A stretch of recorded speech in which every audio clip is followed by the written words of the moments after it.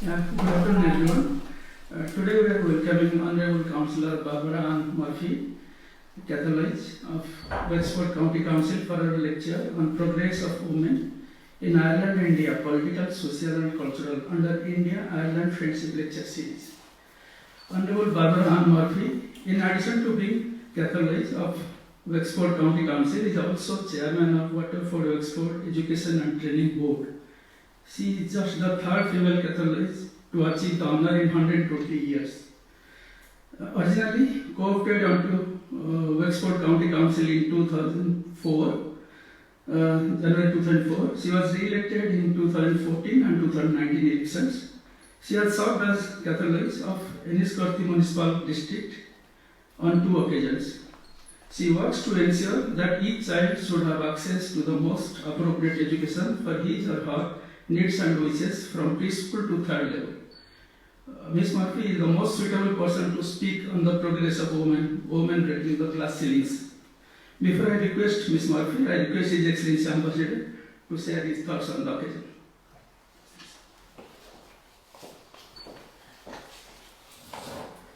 Good afternoon. First of all, a very warm welcome to each one of you to the Indian Embassy. We are truly honored and privileged to welcome such esteemed, very dear friends. For me, it's a very special feeling with which I welcome Honorable Barbara Ann Murphy because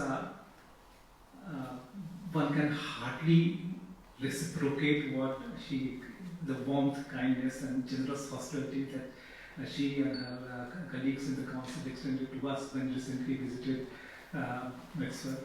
My wife and I have deepest gratitude and very fond memories of your kind hospitality.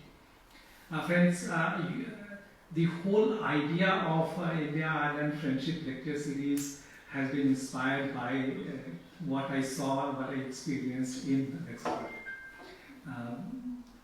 This year, as you know, is a very special year for both. Ireland is celebrating 100 years of independence. India is celebrating 75 years of independence. So as the current ambassador at this very historical juncture of our post-independence history for both countries, it's my mission to not only learn from the past wonderful friendship that we have enjoyed, but also strategize about next 25 years. What would be the state of India-Ireland friendship and partnership when India celebrates 100 years of independence? And in that context, I feel very honored that between our two countries we have such a robust foundation of friendship. Ireland inspired us when we were struggling for our independence. Ireland guided us when our legal experts were drafting our constitution. And also in the domain of ideas, Ireland has been a great source of inspiration for us.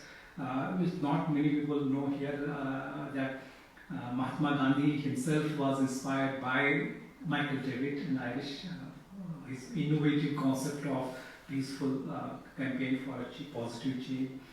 Amy Besant, again an Irish lady, she spent most of her time, her life in India for Indian cause, and she was the president of Indian National Congress in 1917. 1917.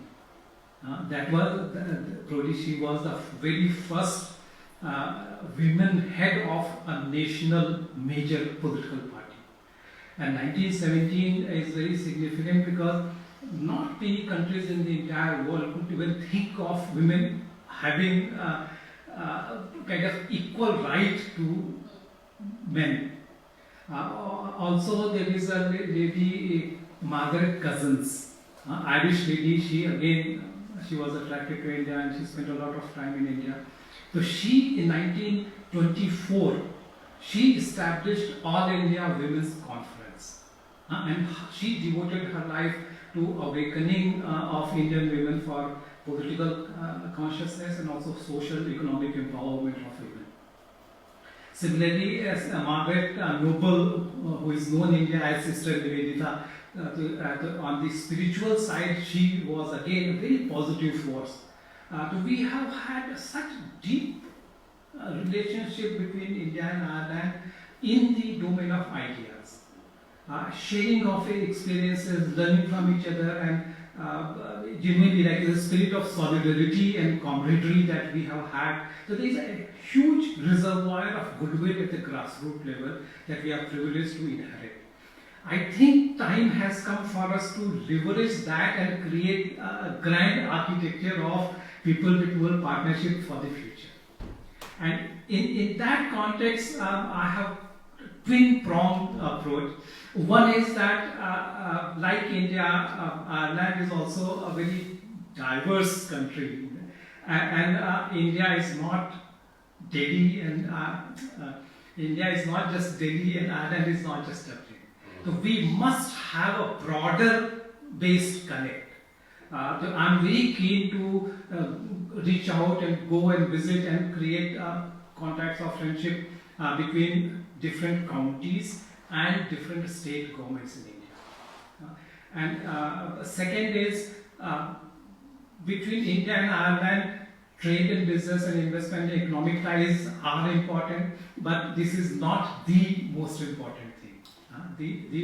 I think more enduring ties between India and Ireland are in the domain of ideas, in the domain of culture, in terms of literature, poetry and art.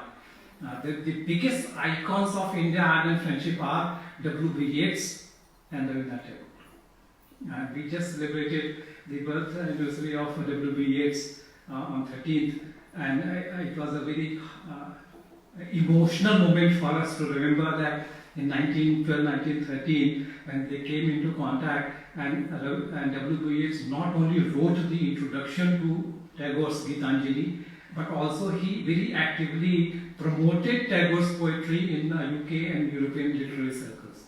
And it was his personal effort that eventually led to Rabindranath Tagore getting the Nobel Prize in 1913. Yeats himself won the Nobel Prize in 1923.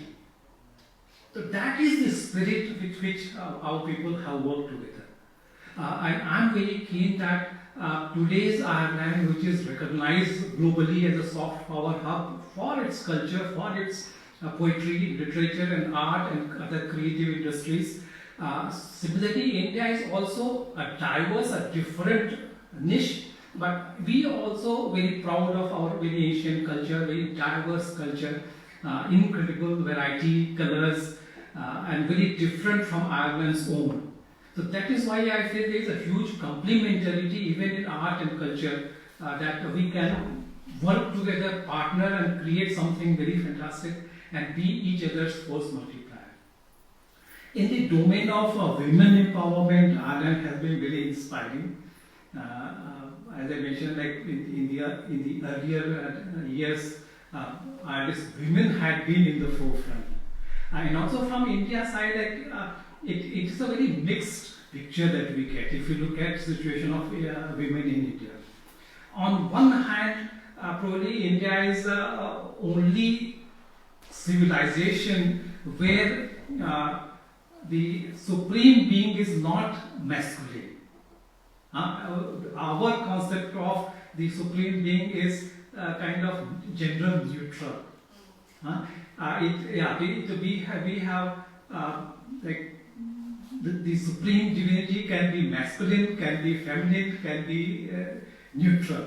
Basically, is all pervasive. He's not like it is not anthropomorphic, and therefore the Vedas, which are the most ancient, most sacred and foundational literature on which Indian culture has been developed, it has more than 30 women who have contributed to mantras, and also so we had that kind of status attached to women. We were in cutting edge, but maybe since 19th century we had a lot of external attacks and invasions, and culture got we had very difficult challenging times, and we got colonized, and so we lost the original fervor of vibrant society, cultural society. in the early 20th century, again, because of effort of Irish friends and leaders like Sister Nivedita and Margaret Cousins and Annie Besant, I think again a new wave of empowerment of women was started. And it is a very happy coincidence that it was an Indian woman, Hansda Mehta, who had fought for women's rights when the Universal Declaration of Human Rights was being negotiated. And she insisted that it should be human rights, otherwise it was going to be all men are created free and equal. And without her, because of her unyielding fight, that the nomenclature was changed to human rights, otherwise it would have been rights of men. And also whether it is in science and technology or military or in any different sector, the Indian women are now coming in the forefront. We had a Prime Minister of India for a very long period. We have had a President of India, Women President of India, governors, chief ministers, and also in science and technology when India launched in 2014 our first orbital mission to the Mars. Then the team which led the scientific development was Indian women. But we have done well in breaking the glass ceilings. But there is a lot to be done in terms of broad-based empowerment of women. And this is one area where I am very keen to learn and work together with Irish friends. And Honorable Barbara, you have been such an inspiring person for us. My wife and I were very deeply touched by your professionalism, your leadership, which we saw when we visited your county, and your compassion for the entire people whom you represent. We are very privileged to have someone like you to inspire us. And this is being recorded. The idea is that it should be disseminated as widely as possible in India, so that Wexford becomes a friendly name for 1.2 billion people of India. Thank you so much.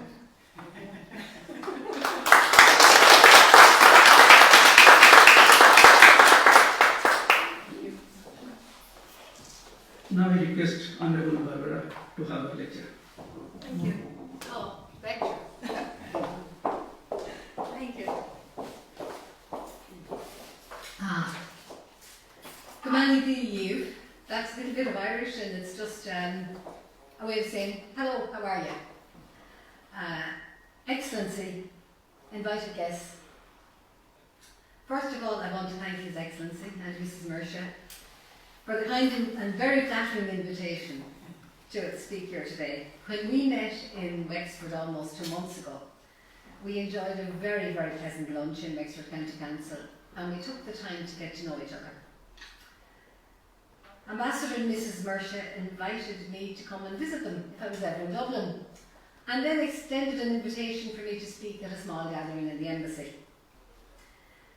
We talked about various things, including that we in Ireland are celebrating 100 years of our independence, and India is celebrating 75 years of their country's independence. So we celebrate and commemorate together.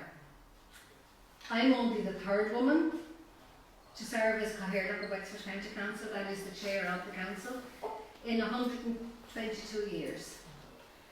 And they said, maybe, we could talk about things like that. Imagine my surprise when I got an email a few days later following up on that very invitation. And I'm telling you this by way of saying that if the ambassador says something, he means it. They don't speak lightly, they do mean what they say. So just beware, that's, just sometimes in Ireland we hear, and we'll do that and we'll meet and we'll have a coffee. But when the ambassador says something, he means it, and I have to take it that, thank you so much. Anyway, so here we are, we're gathered in the Embassy of India, celebrating 2 very important anniversaries for our countries, and celebrating women in politics. I have a lifelong interest in politics, and that will hardly surprise you when I tell you that my grandfather Murphy was involved in the 1916 rising in Enniscorthy. Both he and my grandfather Kelly, that's my mother's father, were involved in the War of Independence, and both were involved in the bloody civil war that followed here in Ireland 100 years ago. And both actually were founder members of the Fianna Fáil party, which I am a member of, and just so that everyone knows where my politics lie. And that's not by way of saying I'm going to try to indoctrinate anybody, but just so you know where mine is from. My late father, Rory Murphy, was a member of Wexford County Council from my earliest childhood. At home, we grew up. Politics was everywhere. It was always talked about. Political programmes were on the radio, they were on the TV, and we avidly listened to them, and debate was encouraged among us all. I have 5 siblings, and we all share an interest in politics, local, national and global. And tuning in to get election results or to find out what is happening in the latest political moves at home or abroad are always high on our agenda. Not all of us are interested in elected politics, but we are all interested in politics. And what we all remember, and what my father taught us, was politics is about people. The key word in politics is really people. We are of the people, we are people, and we remember that's the very foundation. Politics is people. And if you remember that, no matter what decision, no matter what you do going forward, politics is people. I was co-opted to Wexford County Council in 2004, and that was following the death of my dad late the previous year. And I successfully won a seat on Wexford County Council the following June. And for the next 5 years, I worked as a full-time member of Wexford County Council, a full-time politician. And I was one of only 4 women on the council of 21 members at that time. Now, you can imagine my shock, my horror, when I stood for election in 2009, having worked so hard, full-time politician, serving the people of my area, and I lost my seat. Well, that was back to the drawing board. I had to find a job, I had a mortgage that needed paying, and I had to get my life back on track. I had wonderful support from both my family, my friends, and indeed my associates and friends in politics, in my own party and outside. I survived, and in time I regrouped, and I decided to try again in 2014 because I wasn't finished yet. And in the 2014 local elections I was actually successful, and thankfully I also held my seat in 2019. I will have to tell you, never again will I rely on my position as elected representative to be my only income.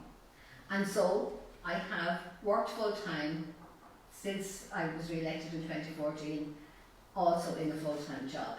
So what I do in politics is in addition to working full-time. So sometimes it feels like you have 2 jobs, sometimes it feels I have 3. I have to tell you, my house is totally neglected and I don't see an awful lot of television. I have family and friends who talk about maybe what's happening in Coronation Street or Love Island or whatever other thing they're watching. I have no idea what they're talking about. It doesn't exist in my world. I just don't have that time or interest. My interest is in people. I'm very fortunate to know that last June the majority of my colleagues on Wexford County Council had the faith in me and elected me as their Cathaoirleach. It's been a very, very busy and fulfilling year. And because Brendan is here, I'm going to mention the fact that I led a delegation to Savannah in Georgia, in America, back in March.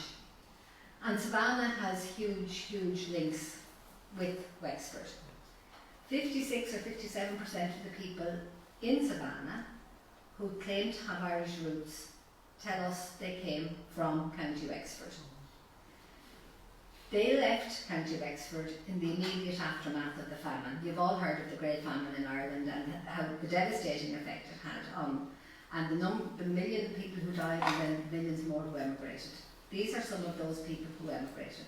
And they went on ships, such as the John Brodie famine ship that you might have seen in your Ross when you visit, and it's very well worth a visit. And there I'm telling you, I'm linking our history, our story of emigration, with what we offer now in County Wexford, where you can come in and see our history in action through something like the Dunbrody Family, through our Irish National Heritage Park, or maybe just visit the Norman castles, because when the Normans invaded us over 800 years ago, they were invited in, but then they also took over, and they became what they say more Irish than the Irish themselves. But like yourselves, we have had that turbulent past. We have a lot to show from that past. It created a people here that we have, and it created a fabric that we still have, despite the fact that many of the buildings were burned down 100 years ago during the War of Independence. Those that survived, we used them. The castle in Enniscorthy was lived in until the 1960s by the Roach family. It's now a museum and a place that you can go visit. It has a gorgeous 2 rooms that are dedicated to Eileen Gray, who was a very famous artist, an architect, and she, her E1027 down in the south of France, her house has been recently restored by the French government, and that's a trip that I plan to take at some point in the next year now that I have a little bit of time. But I'm telling you all that because I think we should visit each other. And when you're in Ireland, and you are here and you're working in Ireland or you're living in Ireland, you are very welcome to come down to County Wexford. We have an awful lot to offer. We have gorgeous sandy beaches. We have great culture. I live in the mountains and we have lovely mountain walks. Whatever it is you want to do, you come, you see it. You can stroll around Wexford town. The delight of doing that. Wexford town is such a small, friendly town where there's almost 40,000 people, but you think you were on a town with one street. Everybody knows each other and everybody wants to know each other. It's a very friendly place. But as I said, I'm just the 3rd woman to serve as Cathaoirleach of Wexford County Council, and the previous 2, the first was elected in 2009, Anna Fenlon and Kathleen Codd-Nolan. Now that's despite the fact that we had some very, very capable women over the last 122 years. Nell Ryan, for example, was first elected in 1928 and she served until 1956. She'd never got to be Cathaoirleach. Neither did Deirdre Bolger, Avril Doyle, Helen Corrish or Lisa MacDonald, and that's just to name a few of the women who have served. Women were not thought fit to be put at the top of the table. You'd never know what they might think, you'd never know what they might say, and you might never know what they may do. But let me tell you, when we get the opportunity, we are very capable. The time has more than come when we have gender parity in our council chambers, in our Dáil chamber and in our Shannon. In the next general election in Ireland we have a 40% gender quota. And that's something when I was growing up I never thought we'd need. I was educated by FCJ sisters. They were a French order. They were very forward thinking. They educated us to believe we could do anything and be anything that we wanted to be.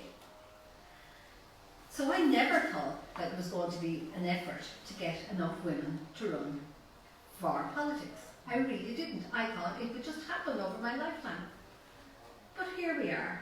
We haven't got it. Anyway, positively, in the southeast, there are 5 mayors, Cathaoirleach or First Citizens, whatever you want to talk about, in the counties of Tipperary, Kilkenny, Carlow, Waterford and Wexford. And this year, for the first time ever, we have 3 out of the 5 of those are women. That's never happened before.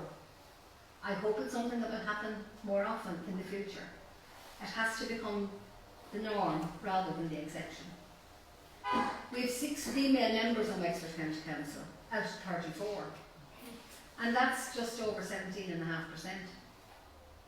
It's not anywhere close to gender balance. But as the 6 women elected to Wexford County Council, we got together 2 years ago and we decided, just wasn't good enough. We were going to form a women's coalition. And we are now a formal subcommittee of Wexford County Council. And we elected our chair, Maura Bell. And our aim is to increase the number of women in politics, both at local and national level. And I don't only mean in politics, elected politics. I think politics on boards, whether it's a club that you're involved in, whether it's a school board, whether it's a board in a company, we should have gender parity. We think differently. What did someone tell me lately? Psychologists say if you see a job application, a woman will have to see the list and see, well, I can do that, I can do that, I can do that, I can do that, I can do that, and I can do a dozen things more, I'll apply for that job. They say a man sees that list, say, I can do that, I can do that, I learned that, I learned that, and I learned that, and he applies for that job. So we think differently, and long may that difference last, but that difference is what we need to bring together and celebrate. So, we will have to get together and we have to make it happen. And it's gender parity I would look for, not a majority of one over the other. And one of the things that I tell everybody every time I'm speaking, you might not think of running for office yourself, but you might know a woman who may be interested. And with the right encouragement and support, she just may put herself forward. You might be the person that will provide her encouragement and support and inspiration so that she will find that she can put her name on the ballot paper. I'm told men are regularly asked to put their name on the ballot paper, even if they've never shown an interest in politics. And it's high time that we actually asked women to run too. I went to a course in University College Cork way back in about 2007 when the discussion was about putting photographs on ballot papers. And it was going to be for the first time we were going to have photographs on the ballot paper in Ireland. And they did a survey and they used a middle-aged, handsome, white male. And it didn't matter what name they gave him, what political party or affiliation they gave him. If the person was middle-aged and handsome and male, they got the highest preference votes over everybody else. Because if you can see it, you can be it. And back in 2007, most of our politicians, and here, especially here in Ireland, were male. So people thought that's who you elected. Those are the people that you saw, those are the people that you elect. We need to change it. We've had some very inspirational women elected here in Ireland, as well as you have had in India. Would you believe it? It's more than 100 years ago that Constance Markievicz was first elected to the Dáil here in Ireland. She was also the first elected to the British House of Commons, can I say, but she didn't take her seat in the House of Commons, she took the seat in the Dáil. And she served as Minister for Labour, and that was 100 years ago. Since then we have had Mary Robinson and Mary McAleese, excellent, excellent presidents here in Ireland. We have had Mary Harney, Mary Copton, Joan Burton and Frances Fitzgerald, only 4 women who have served as Taoiseach. That's Deputy Prime Minister. We've never had a woman Taoiseach Prime Minister, and I know that that's going to happen soon. And we must continue to work towards this and towards gender balance in politics at all levels. Make haste slowly can no longer be accepted in this regard. In India, you have had women at the highest levels of government, and Excellency mentioned Indira Gandhi, who was elected in 1966. And indeed, Prime Minister Gandhi was named Woman of the Millennium in the BBC poll in 1999. And that will show you the influence that she has had throughout the world, not just in your country of India. You've also had President Patil, the first woman who was elected first President of India in 2007. And outside politics, we all know the world-renowned Mother Teresa, who became the first woman to win the Nobel Peace Prize back in 1979. And as Excellency referenced, Irish women have been influential in India too. And several Irish women who cut their teeth in women's suffrage and in the fight for independence went on to have enormous influence in India. And I was just thinking as you were speaking, the 2 women who, when I went through all the different documents I looked up on sites, the 2 women who particularly struck me were Annie Besant and Margaret Cousins. Annie Besant was an active campaigner for women's rights, both in Ireland before she went and in India in the early 20th century. And she is credited with with helping to launch the Home Rule League in India in 1916. She was a narrator, a political party member, philanthropist and an educationalist. Her influence on her adopted country was huge, and indeed Mrs. Mishra mentioned her when we had lunch and her involvement in education, and I think in the school where Mrs. Mishra went to school, Yes. when we had lunch together in April.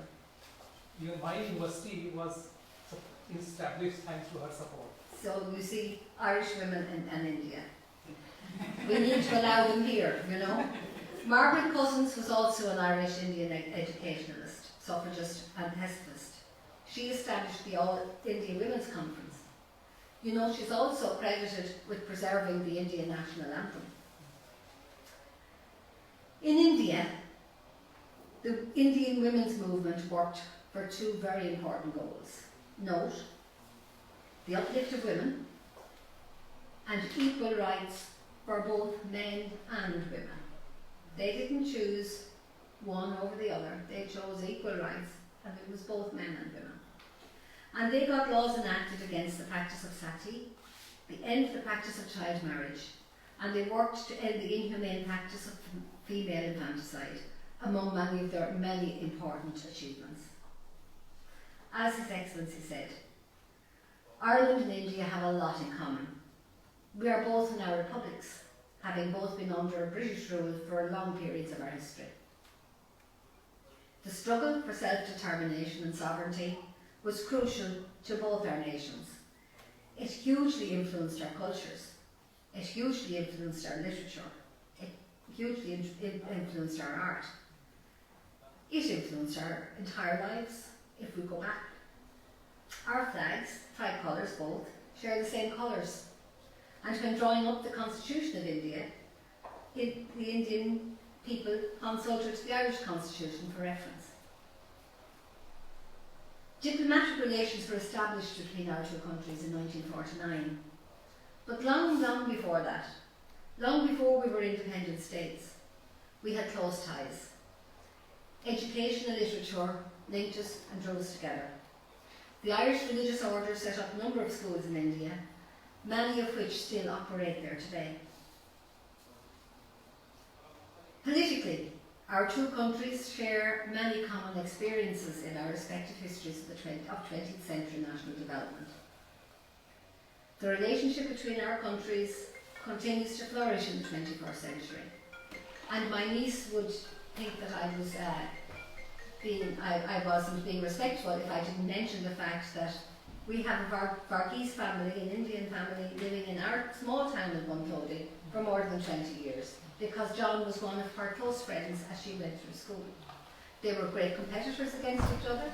They loved to see who was going to be the first or second in maths or French or whatever it happened to be. But they were very good friends, and when I said I was coming here today, she said, "Don't forget to mention the Varghese family." They are very important. In speaking to a member of faculty in SETU recently, he mentioned that Indian students are coming to Ireland to study ICT, biotechnology, cloud computing and business in increasing numbers. And these young scholars create lifelong connection between India and Ireland. And you know that we have a campus for SETU in Wexford, which is why I particularly mention it. And I was also on the governing body of Waterford IT, which is one of the colleges that merged to form the Southeastern Technological University, and that's just to say since the 1st of May. With almost 17,000 people, the Indian community is the largest from Asia currently living in Ireland, and we tend to forget that. And our relationship is one that has been really good for both our countries. And I hope, Ambassador, as we move forward, it's a relationship that will continue to be nourished and will continue to thrive. Excellency, I want to thank you again for inviting us to the embassy here today, and for the honour you bestowed on me and asking me to speak. And to all the members of your staff who have made us feel so welcome. I want to particularly thank Clodagh McComiskey, who introduced us, who brought us together back in Wexford. And she played a vital role in arranging today and this visit. and Clodagh herself has a lifelong relationship with India, having lived there for a number of years. And you can't help but hear the love she has for India when you speak to her. We will continue this friendship between India and County Wexford and explore how we can deepen our relationship in the future. As I said, we have people from India living in our cities, our towns and our villages here in Ireland. They contribute to our society, our economy and our communities.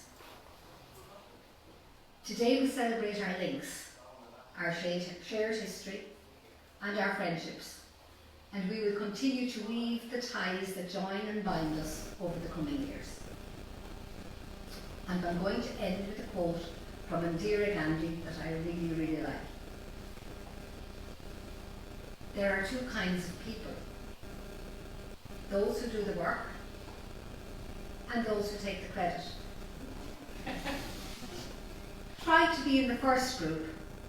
There's less competition there. Neither will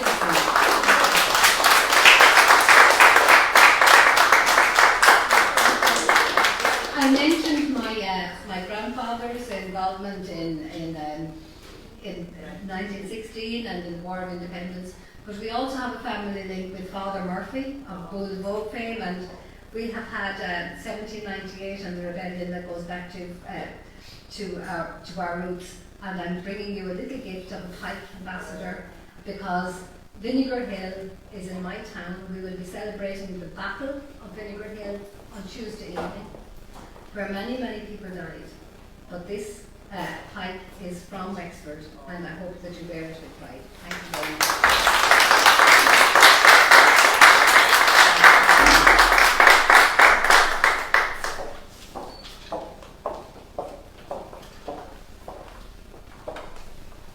Thank you, Honorable Murthy. Ambassador also wanted to present her appreciation on this episode.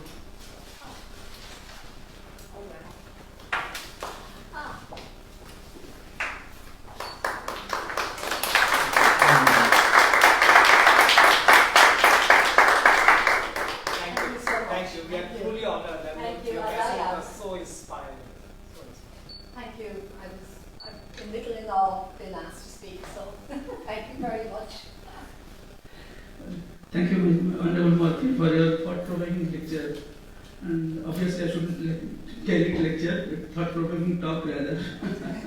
And obviously, I pronounced Cathaoirleach wrong in spite of getting it from Google Translate. I thank you all of you for joining us and sparing your valuable time. I also thank all our viewers who have joined us online. Thank you. You can join us for lunch.